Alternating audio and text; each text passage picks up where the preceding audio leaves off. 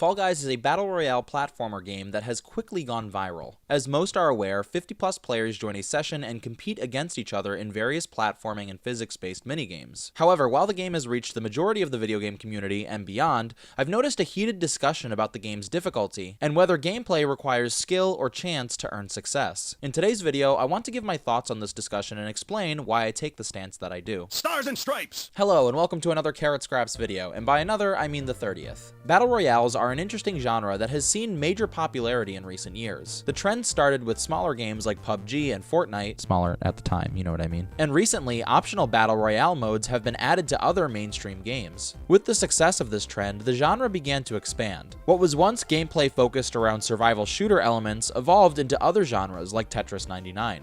With many variables changing, the common factor between the games claiming to be a part of this genre was the last person standing goal of the game. With that idea in mind, I would describe a battle royale game as an online game populated by between 30 and 100 players who fight using whatever gameplay is available to survive the longest. Fall Guys is a battle royale released recently and is notably different from other battle royales because instead of focusing on gunplay, it was a battle royale that was developed around 3D platforming. That simple difference, in my opinion, was what made it so appealing to players around the world. Not all people like playing with guns, and because the battle royale genre is still so young, small experimentation with the popular formula can earn big success for developers. But the other reason Fall Guys became so popular, in my opinion, is also the reason it can be controversial. Like I mentioned earlier, Fall Guys features various minigames that challenge players to survive till the end. For example, like a minigame where you must choose one of multiple doors, but only 2 of 5 will open. Even the controls and physics of the characters are meant to be difficult to handle when fighting for room with 50 other players. This has started a big discussion around the game currently about whether the game should eliminate certain luck or chance-based minigames in favor of games that reward skill. The way I see it is, while I understand why people are frustrated that skill isn't always rewarded, I think the game is built to be fun for all players, but specifically non-skilled players. There are many battle royales and games with online functionality that are predominantly populated by players who are already experts at the game. Fortnite and Overwatch are games that are dominated by those who put hours into the game to become better. This is by no means a bad thing. I like that other games and battle royales reward skill in this way, but a lot of these games and their communities end up discouraging less skilled players from engaging with them.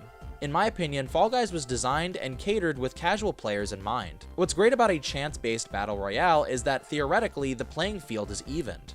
Now casual players have a chance to competently compete, and there's nothing to stop skilled players from playing the game as well. Essentially, Fall Guys is an online Mario Party game. If you've ever played a Mario Party game, which I'm assuming is everybody watching this video, you know most minigames featured are built with chance involved. That was an intentional choice to make sure all people can play the game without the pretense of knowing the gameplay.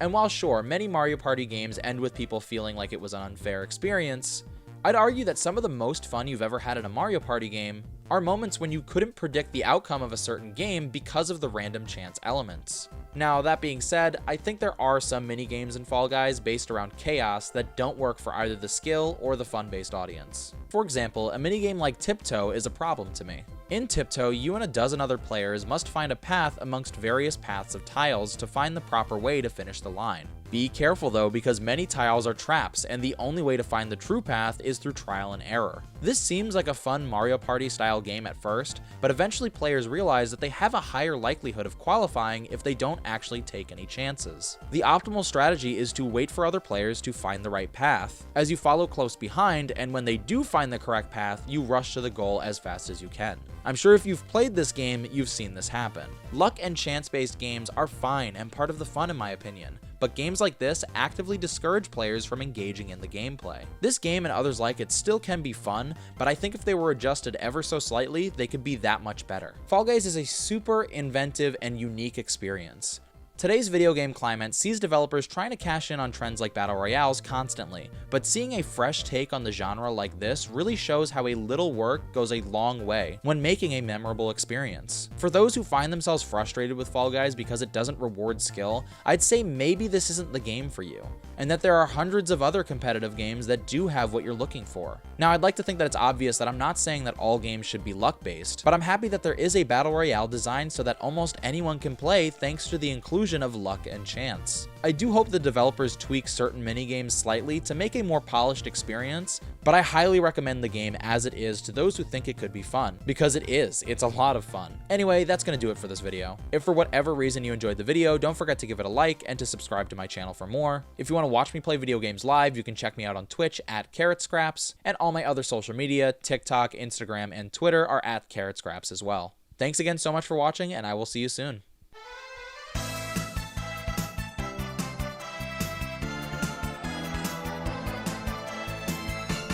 I didn't get to mention team-based games, team-based mini-games.